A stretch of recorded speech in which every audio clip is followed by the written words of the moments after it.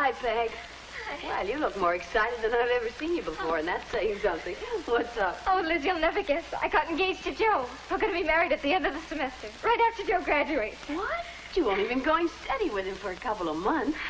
Exactly 3 months and 3 days. But Peg, are you going to drop out of college before you graduate? I mean, you've only got another year to go. Oh, Liz, everyone isn't as slow as you and Andy. I want to get married in June. Joe's been told he has a good chance of getting a job on a pro football team this summer. He's sure we'll make out. Are you going to phone your mom and dad about getting engaged? I'm scared stiff of what Mother will say. She'll raise the roof. I think I'll send a telegram instead. Don't be silly, Peg. You always talk as though your mother was an ogre or something.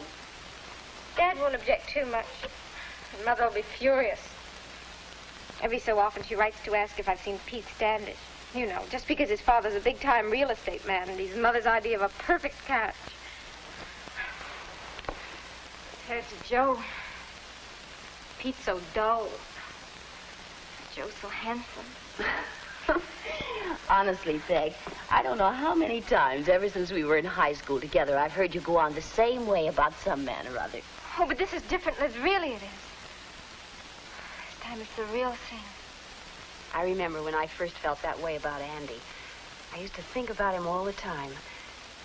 Gosh, Peg, you just can't rush into marriage.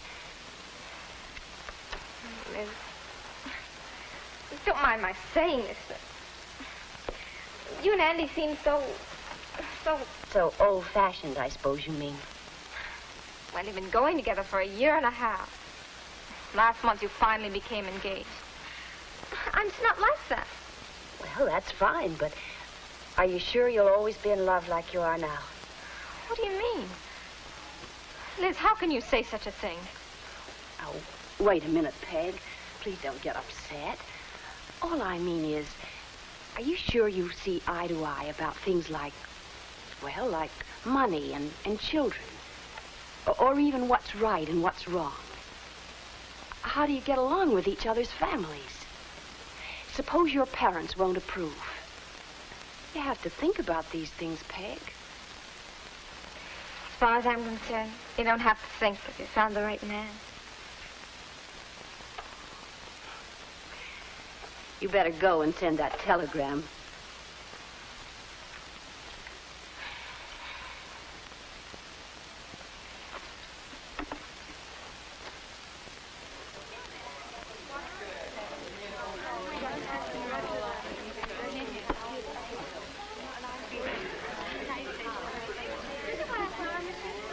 Hi, Andy. How's the essay coming?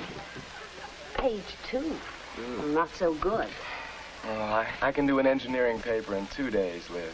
But I've been working on this English assignment for a week, and nothing. Gosh, Andy, you've got to get your English or you won't graduate. Yeah, I know. Look, why don't we meet at the library tonight? Maybe I can help. Gee, thanks, Liz. That'd be swell. Hey, look. The lovebirds have arrived. Nothing like advertising. They got engaged last night. Peggy says they're getting married right after commencement. Married? Boy, Peggy thinks it's all hand-holding and gazing into each other's eyes. I guess we were like that once, too. Those first dates were exciting. The more I got to know you, the more I liked what I knew. Though I suppose I was really intrigued by the things I didn't know about you. We seemed to have lots in common, didn't we? There were so many things we could do together. If only you'd learn to play a better game of tennis. I wish I could argue with you there. You really enjoy a good argument, don't you? I haven't forgotten the time the Dean's rule on drinking came out. And that was the day I found out we could argue like anything and somehow love each other more. I thought expulsion was too stiff a penalty. One small slip and some guy's whole life could be changed. There's a lot to what you said then, Andy, but I couldn't entirely agree. Expelling somebody is a serious thing, of course, but so is drinking in a dorm. All those people living so close together. Well, we didn't settle the issue, but it sure was fun trying. I wanted to convince you, and you tried to convince me. Though I guess we became most convinced about each other. We must have. Up until a month ago, that finger looked kind of bare. Remember?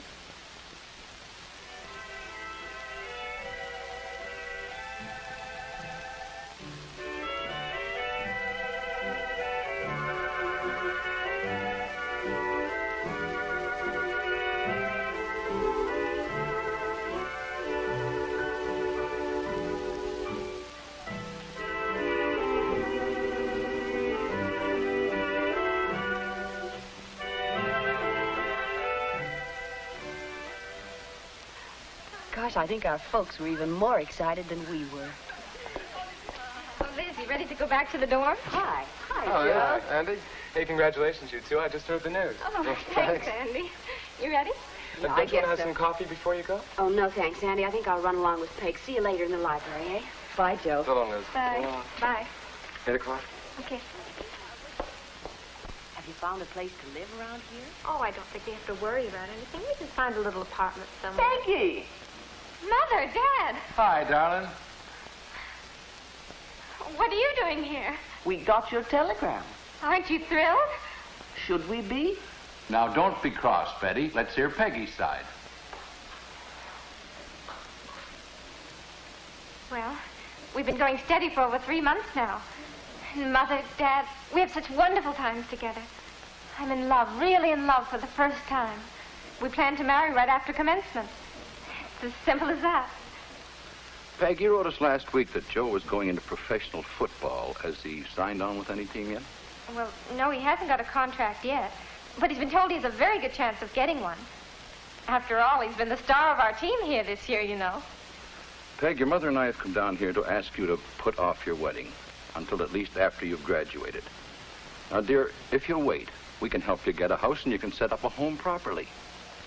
Dad, don't you understand? I love Joe.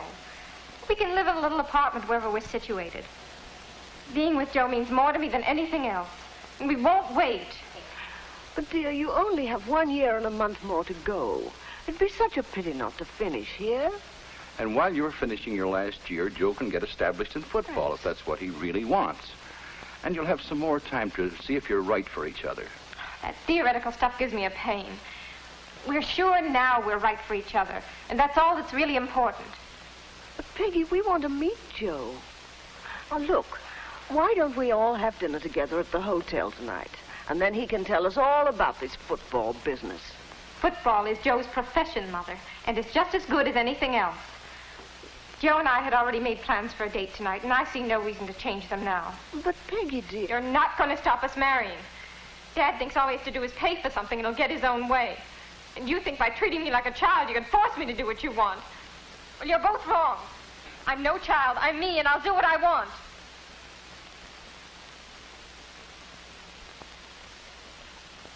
Don't worry, Betty. She'll get over it. Just a touch of hysterics, that's all. Why, by the time the end of the semester comes, she'll probably be madly in love with someone else. Come on, we'll see her again in the morning.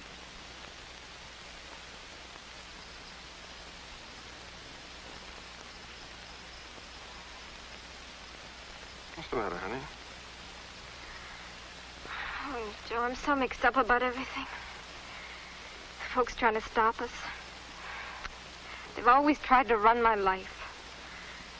Like when I wanted to go to a dance at a roadhouse. Dad insisted that I stay at home. I was so mad I climbed out of a window and went to a girlfriend's house. And the folks were frantic. They looked all over for me. They even called the police. What a girl. I had so many brothers and sisters, nobody'd have missed me if I'd left. Probably take a couple of days for anyone to realize I'd gone. Well, believe me, being an only child has its disadvantages. My parents have watched every move I've ever made. Being in college has been sheer heaven. Joe, we've got to do something. They'll do anything to break us up. I wish I hadn't sent that telegram. Liz hadn't made me. Look, honey. I love you. I want to marry you. I love you too, Joe. I don't ever want to be away from you.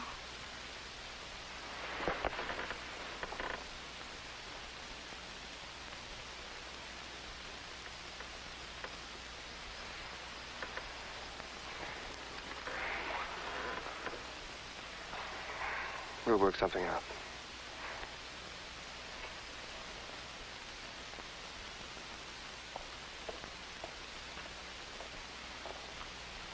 Oh, good morning, Liz. Good morning, Mr. Kramer. Good morning, Mrs. Kramer. Good morning, Liz.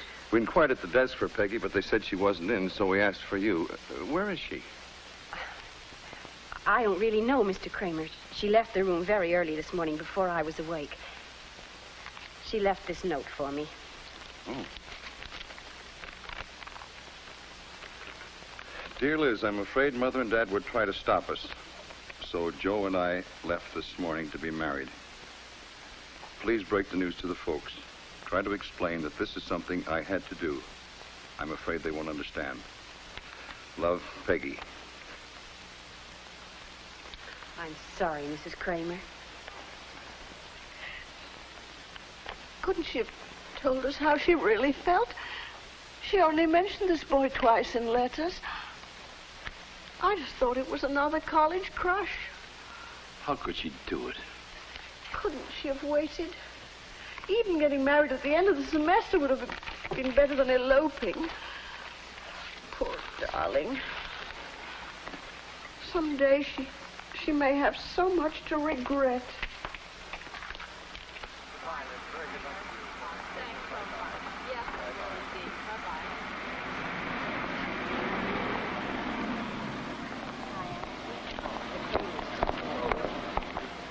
Liz and Andy, are they really in love? They've been going together for 1.5 years now. Is Peggy right in thinking that Andy and Liz are too old-fashioned? And what about Peggy and Joe? They appear to be in love. They obviously are physically attracted to one another.